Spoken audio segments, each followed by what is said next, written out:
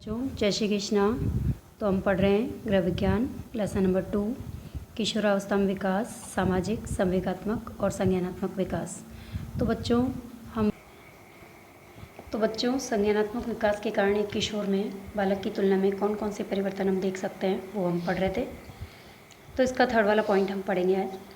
संज्ञानात्मक विकास के साथ साथ किशोर स्वयं एक अनोखी सी भाषा विकसित करने लगता है अपनी, जैसे कि कभी कभी वो हिंदी और अंग्रेजी का संगम करके बोलने लगता है, कभी वो फ्रेंच भाषा में बोलने लगता है, तथा एक ही वाक्य का कुछ अंश जो होता है उसका अंग्रेजी में वो कहता है, कुछ जो होता है शेष भाग वो हिंदी में बोलता है। जैसे for example, let's go for एक पिकनिक, चलो हम चलते हैं एक पिकनिक पर, बहुत मज़ा करेंगे। इस तरीके से वो एक या दो भाषाओं को एक साथ करके और अपने सेंटेंस बनाता है और एक अपनी अलग ही भाषा विकसित करता है।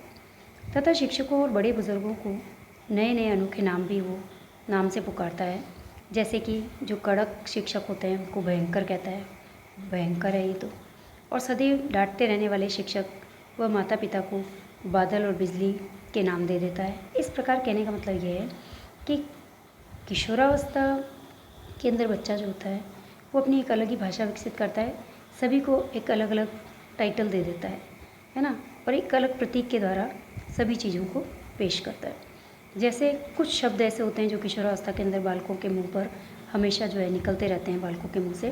जैसे बोर होना है, मैं तो बोर हो गया हूँ, मेरा मूड अभी ठीक नहीं है ना। जैसे वाक्यांश उनके मुख से हमेशा ही हमें सुनने को मिलते हैं। तो हम कह सकते हैं कि किशोरावस्था के अंदर जो है किशोरों की एक अलग अनोखी भाषा उत्पन्न।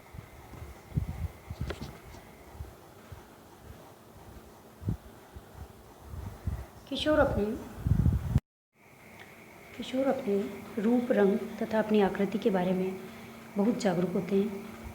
बिल्कुल सही है।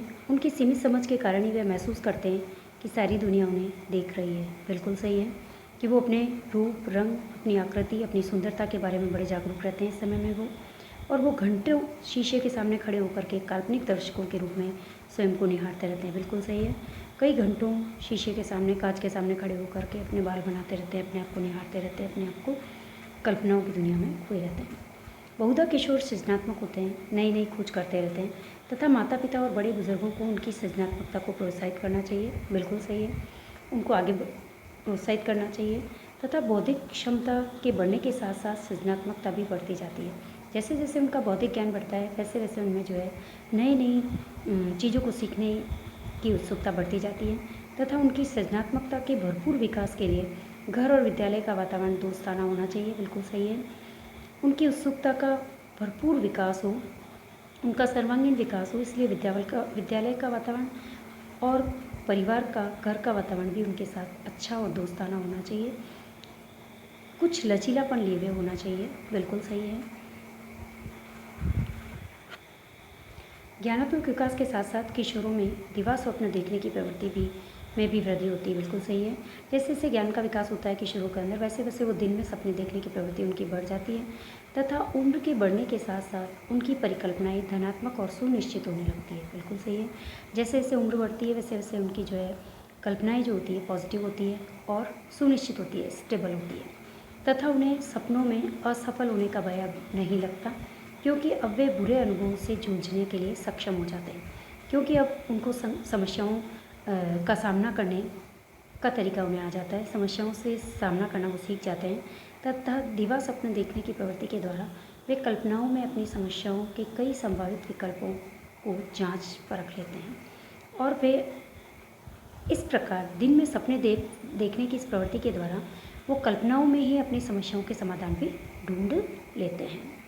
इस प्रकार किशोरों में बौद्धिक विकास के साथ साथ दीर्घ अवधि के मूल्य भी निश्चित होने लगते हैं और उम्र बढ़ने के साथ साथ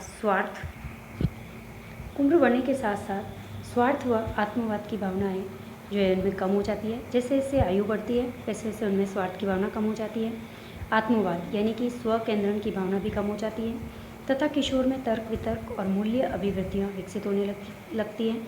तर्क वितर्क बढ़ जाता है ना, नई नई अभिवृत्तियाँ जो है वो विकसित होने लगती हैं और इससे वे उनमें आत्मविश्वास का विकास होता है, उनमें प्रतिस्पर्धा की भावनाएं विकसित होती हैं उनमें स्वतंत्रता के दीर्घावधि मूल्य स्थापित होने में भी होते हैं, है ना।